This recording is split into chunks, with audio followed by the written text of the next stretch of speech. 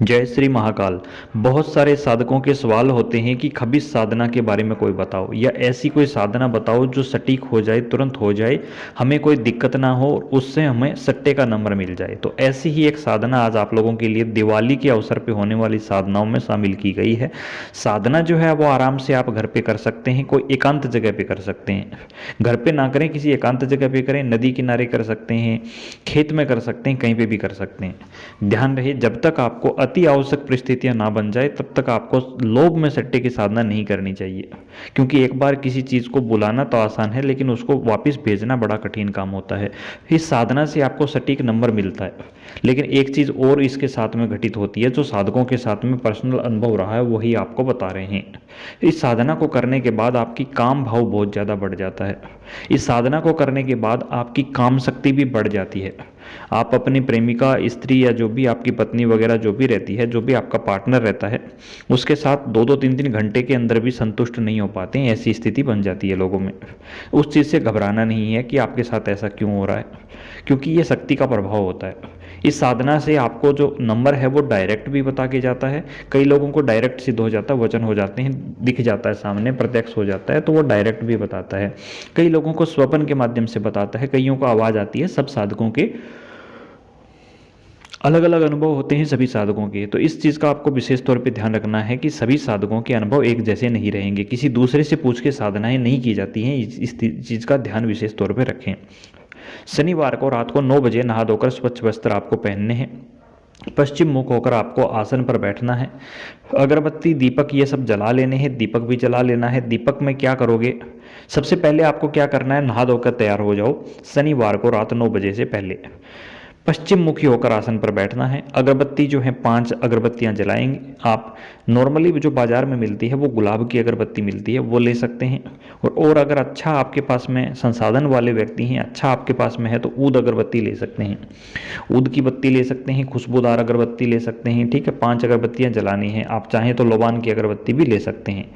इसमें आपको अगरबत्ती जलाने के बाद खबीस का आह्वान करके फिर अगरबत्ती जलानी होती है। इसमें आपको आटे का दीपक भी जलाना है। इस साधना में जो दीपक जलेगा उसमें 3-4 तरह के तेल होते हैं, वो मिक्स करके सेंट डाल करके जलाने होते हैं।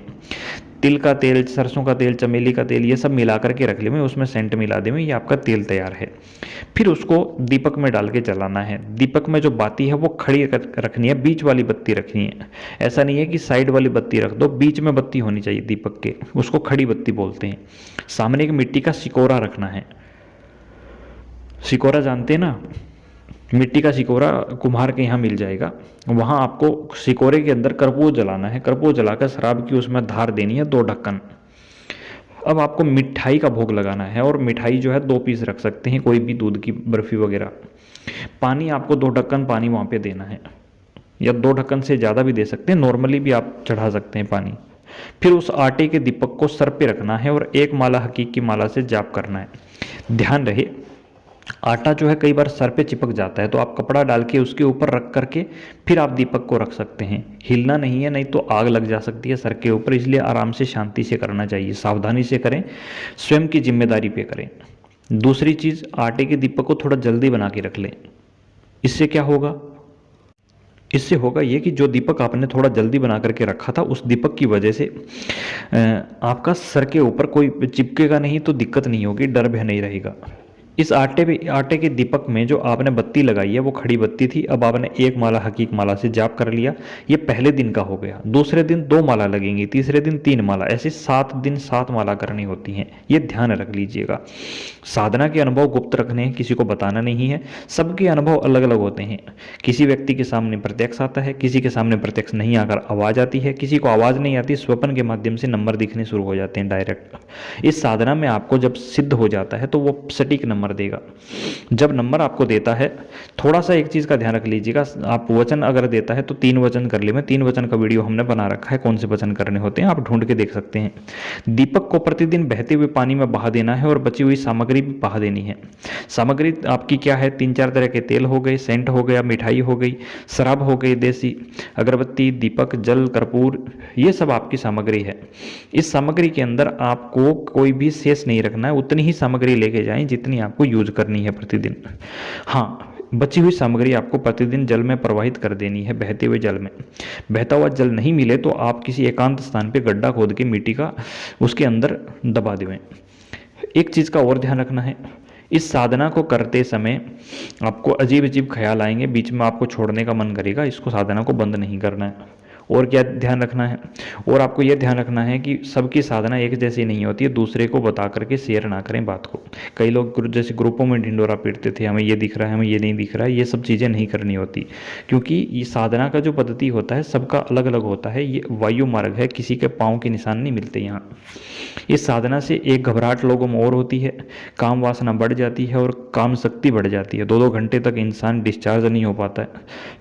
स्त्री जो है तंग हो जाती है साधक की, प्रेमिका या पत्नी जो है वो इस क्रिया से बहुत लंबे समय तक इस क्रिया को करने में सक्षम हो जाता है आदमी, क्योंकि उसके अंदर शक्ति सुचारू रूप से प्रवाहित होने लग जाती है। ये खबीस की साधना है दोस्तों। मैं आप लोगों को जो भी साधना देता हूँ उसमें कोई लाग लपट छल कपट किसी तरह का नहीं करना चाहता, इसलिए मैं स्पष्ट कह रहा हूँ कि इस साधना को करने वाला व्यक्ति तभी करे जब उसके पास कोई और रास्ता नहीं बचा हो, क्योंकि इस साधना को करने से आपके पास जो शक्ति आएगी वो तामसिक शक्ति आ रही है, खबीस आ रहा है, कोई अच्छी चीज़ नहीं आ रही है। इस चीज़ का आपको विशेष तौर पे याद रखना है। साधना करने के बाद जो भी आपके पास में धन आता है, सबसे पहले जिस गुरु से साधना ले रहे हैं उस गुरु को अर्पण जरूर करें। जो भी आपके पास आता है उसका 10वां या 10वां हिस्सा, बाकी का उसमें से 10-20% निकाल करके गरीब लोगों के लिए या ज़रूरतमंद लोगों के लिए या जो भी जीव जंतु रहें उनकी मदद करने में भी प्रयोग करना चाहिए। मदद से तात्पर्य ये होता है आपके सामने जो दिख रहा है ना, किसी की ज़रूरत है कोई चीज़ की, उस व्यक्ति की मदद करनी चाहिए। आपके सामने कोई भूखा व्यक्ति बैठा था और मदद के लिए आप किसी भोजनालय के अंदर जाकर दान दे के आ रहे हो तो कोई फ़ायदा नहीं होता है उसका। ये खबीस साधना है, इसको विशेष तौर पे आपको संभल के करना होता है। घर से बाहर करनी चाहिए, नदी किनारे कर सकते हो, एकांत स्थान पे कहीं बैठ के कर सकते हो, कब्रिस्तान में कर सकते हो, बशर्ते कि आपको डर भय नहीं लगता हो, आपके पास में अपना रक्षा कवच वगैरह हो। कवच वगैरह हमने बहुत सारे डाल रखे हैं, दीपावली पे आप पहले उनको भी सिद्ध कर सकते हैं। ये साधना आपको कैसी लगी, अगर आप पर्सनली हमसे जुड़े हुए हैं तो जरूर बताइएगा। आशा करते हैं कि वीडियो पसंद आया होगा। चैनल पर पहली बार आए तो सब्सक्राइब कर ले, बेल आइकन दबा ले। जय श्री महाकाल, जय माता दी।